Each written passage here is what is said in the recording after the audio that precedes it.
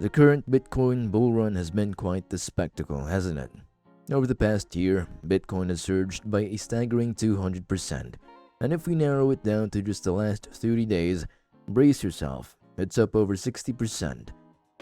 Now, with Bitcoin's price inching closer to that coveted all-time high resistance, it's understandable that everyone's wondering, how long can this momentum last?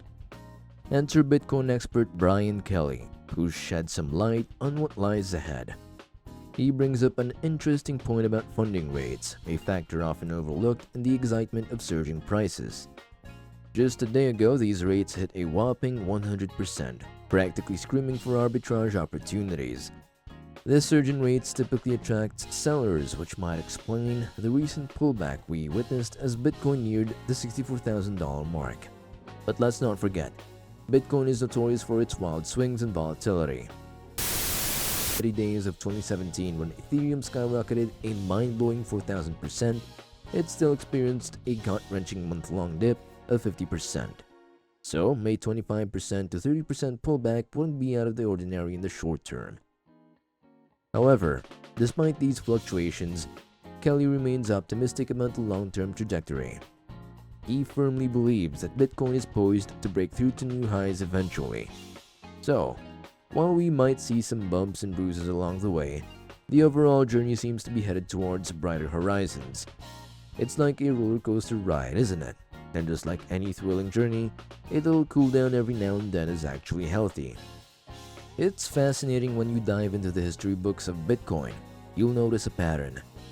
Before every halving event, there's this exhilarating rally followed by a retrace.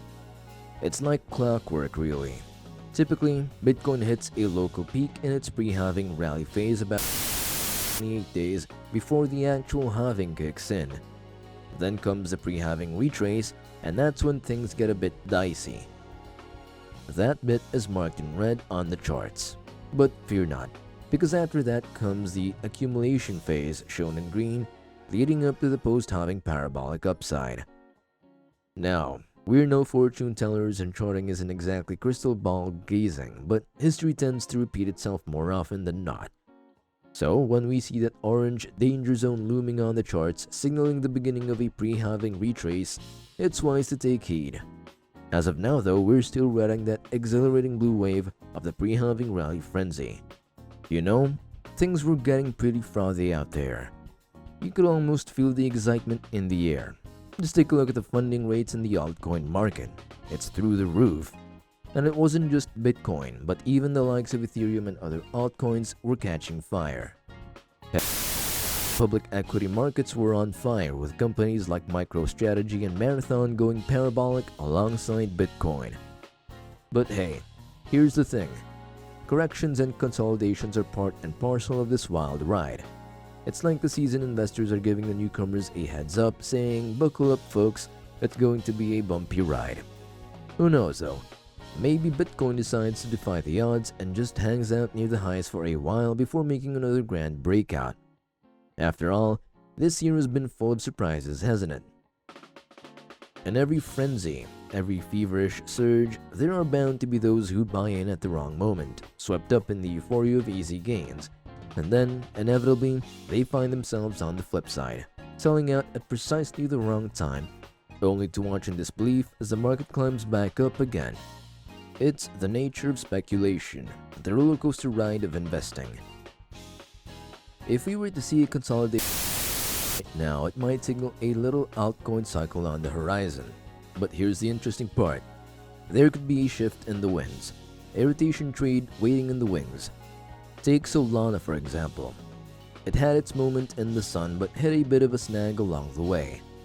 If today's peak at 64,000 for Bitcoin turns out to be a short-term top, well, history tells us that money tends to find a new home in times like these. Enter projects like Chainlink with their solid use cases and reasons to exist. They could be the ones to benefit from a Bitcoin pullback.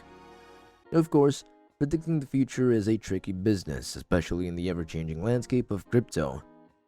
Just look at the inflows into Bitcoin ETFs.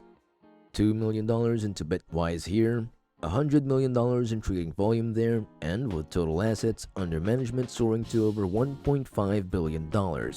there's a whole new breed of investors entering the fray. It's like a whole and sellers, fueled by the endorsements of heavyweights like BlackRock's CEO.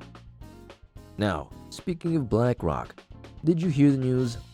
Their Bitcoin ETF just hit $10 billion in total assets, making it the fastest ever to reach that milestone.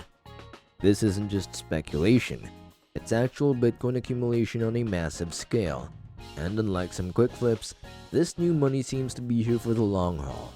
In fact, Bitcoin ETF inflows are 8 times that of gold, all in a fraction of the time.